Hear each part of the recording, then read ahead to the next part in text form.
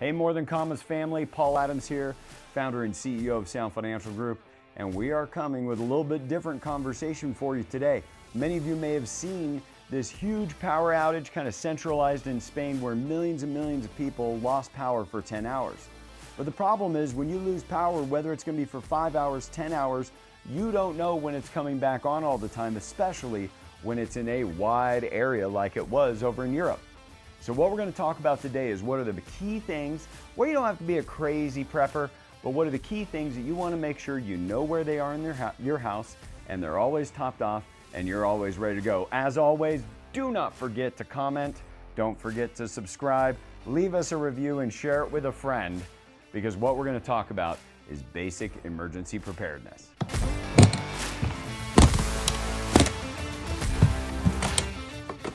All right, y'all. So when it comes to emergency preparedness, here's a big problem. Everybody thinks of the prepper, which might be someone who looks like me and say has a shop with a wood-burning stove and maybe just maybe has truckloads of water lined up on the other wall of the shop. That is not what I'm talking about.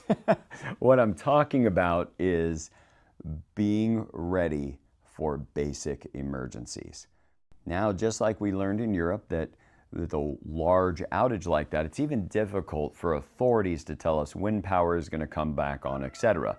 So you may not know how long you need to be capable by yourself, and it doesn't need to be a long period of time, but what we're going to talk about are basic things you can do. Now, one of the big problems people have, and I think is a problem in the prepper community, so I'm talking to my brethren here, but one of my favorite memes is of this guy who is really, really overweight, and he's got truckloads of ammunition and a big old gun, and it says he's ready for the zombie apocalypse, but he's not ready to run up a flight of stairs. So we're not talking about get so ready that you're ready for anything. This is just basic, if the lights go out, what happens? Now, to give you an idea of what happens when the lights go out, I had a friend who lived down in San Diego when they had that one power outage that was a little more than 48 hours. And he lived just outside of the blackout area, or lived inside the blackout area, worked just outside that blackout area. And when he headed home for the day, you see, he woke up to the power outage, didn't think much of it. He jumped in his car, went to work, the power was on there, and when he headed back home, he went to a 7-Eleven on the way home and noticed that all of the hydration and waters and everything, people just lost their minds after 24 hours of the power being out. And why they're losing their minds is they realize they're not ready with just some of the basics of things like food and water and light. So this is the very simple thing to get ready at home should something happen where you don't let prepping take over your life, etc. And I'm also going to share with you a way you can do it where if you have the budget, you can cross it over with some basic backpacking things and really make it part of your emergency preparedness is also some equipment that you can use for a hobby. So what we're going to do is jump into each item that you probably want to have around the house to be ready for this just in case scenario. Now, one thing you can find online is you'll find packs, like a backpack about this size, and you're going to pay a premium for them. When you buy those backpacks, you're going to see like 72-hour supply. And it's going to have some food with calories, it's going to have some basic lighting, and it may even have some emergency water. And those can be great, but they are pretty pricey, and it kind of assumes that you're getting up and on the go and have to be somewhere. Now, that can be useful, and I would highly encourage it if you're somebody that wants to be prepared to have some of that basic stuff just with you in a car, because you could have the power outage while you're on a weekend getaway. And you should be ready for that too. But that's the kind that you can get. You could skip the rest of this video, order it, and be done. Now, for some of you, you're going to know everything I'm going to say in the rest of this video. You don't need to watch the whole thing, but what you do need to do is you know what you should have ready, and it's really easy to have through a move or because you access some of the supplies for a backpacking trip. You may need to replenish. I would encourage you to do that now. So one of the first things we need to have, if there's an outage, is lighting. Now, these are critical, and anything that's critical, we live by the principle that 1 is none, 2 is 1. Because if you have a critical piece of equipment, failure is unacceptable. That's why lighting, you should have at least 2, especially if you're the head of household. And what I would encourage, and we have in our house, is everybody has a headlamp and a flashlight in the room also in case of a power outage. So along with lighting, you ought to make sure you know that you can set things on fire still if the power is out. A lot of people don't depend on or don't think about the power going out much. It's very normal in a modern apartment, etc. You might not just have a simple lighter or a book of matches. Get some Strike Anywhere matches. These boxes last forever. You hardly ever use them. But when it comes to lighting, one of the things that you can also get is something like a simple propane lantern. They light up an entire room and they kind of give it a nice feel, gives the kids a bit of an adventure along with candles to be able to deal with the lights being out. Next up, water storage. Now this is a little bit different kind of water can. We're gonna put links in the YouTube video so you can go find them. We're not an affiliate or anything. This is just for you guys to have a list you can click through and get. I like this for the case of a power outage because we have this nice easy turn knob on the side and I can leave it stacked and stored with a full bottle of soap attached to it. Now, we use this for our trail life outings. We take the boys out in the outdoors, but it works perfectly well if you were to lose power. Why? If you lose power and you live in the city, you are losing your water.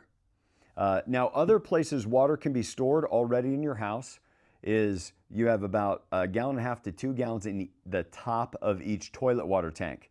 So one thing you can do is don't flush the toilet. That is clean water in the top of that tank. It might just require boiling if you're going to be a little extra careful. Another thing you can get is something called a bath buddy. If you're in a situation like hurricanes, tornadoes, etc., where you know a weather system is coming that could compromise the power, but you need to store a lot of water, a bath buddy is like a giant bladder that goes inside your bathtub and holds like 50 gallons of water. Your water heater, you can turn the tap on the bottom of it and it will hold 50 to 70 gallons of water. That's why I like the idea of a tanked water heater because of the emergency preparedness component. And then along with these, you can get the big orange or big blue cubes. They stack up really easy.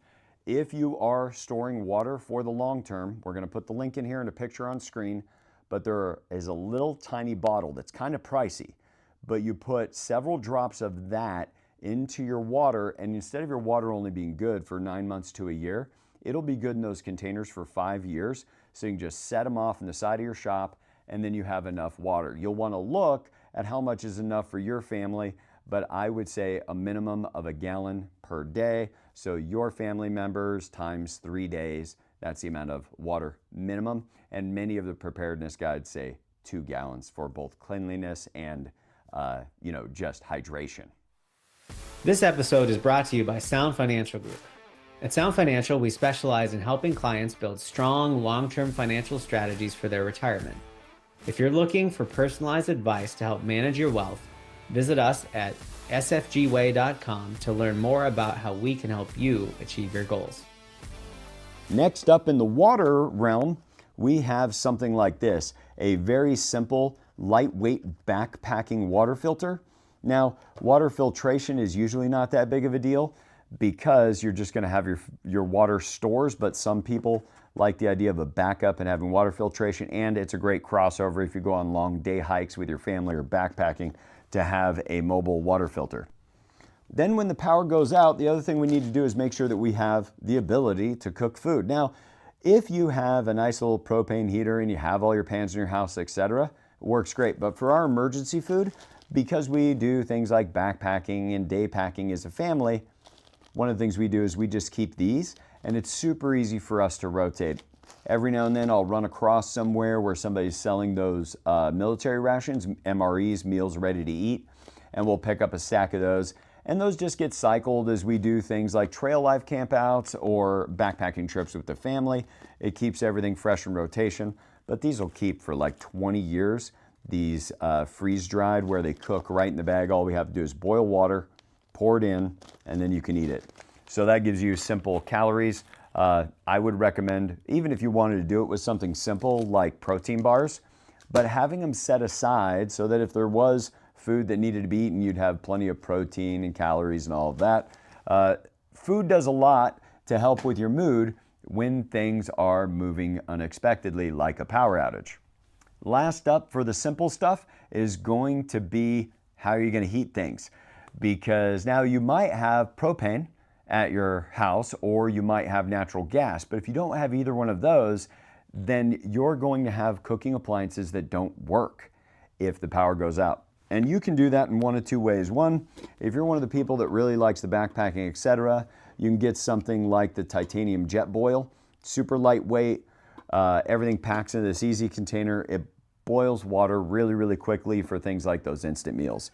But something that's a lot easier to do on a budget that just doesn't cost too much is something simple like this. And this is a simple one burner propane stove that mounts right on top of these simple propane bottles you can get at any hardware store. And if you have one of these propane burners and a few of these, you're going to be in more than good enough shape to be able to continue to heat and cook food if the power goes out. Now, speaking of cooking and heating food if power goes out, that's one of the things you might want to do first. You're not going to go to your food stores first because you're going to have things that are going to spoil. So just having a simple pan, one of these cook stoves might help you make use of some of the stuff that's going to spoil in this unknown period of time blackout. And it's also going to give you the ability to heat those heated meals. And if you're in one of those situations, which periodically happens in cities, where due to a power outage or something else, they have a boil water order, you can certainly get that job done with something as simple as one of these Coleman stoves. Lastly, something to consider would just be heat source. So if you're in a place that lives in a really cold winter location, etc., it can get so cold that not only could things like your house have a problem, like pipes could freeze if the power is out like that, but in addition, your family could be very uncomfortable. So one thing to throw out for the people that are in those situations is you can look up something, we'll put a link to it, and I'll have Marla throw a picture on the screen. Very simple device, and it's just called a Little Buddy. They're little propane heaters. I have one on the ground over here, but I'll just have Marla throw one on the screen. And they can take these little propane bottles as well, and they can heat a room for up to 6 hours on low with one of these. In addition, it has a low oxygen cutoff, automatic, and an automatic CO2 cutoff, so it keeps your family safe should you be in a position that you had to use that indoors. All right, guys, well, that's it for the day. The idea being, just make sure you've got the stuff that you need for 72 hours. What of course goes along with that is anything like medications, etc. But being in a position where you just have the slightest amount of preparedness makes that situation that you didn't anticipate a lot easier to deal with.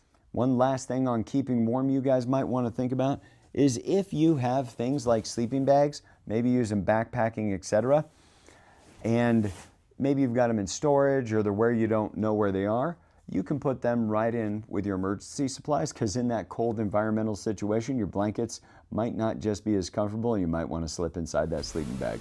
Anyway, I hope y'all have a wonderful, wonderful week. We look forward to seeing you back here next week. Maybe we'll have you back out to the shop sometime soon, but in the meanwhile, I hope you get back to living a great life.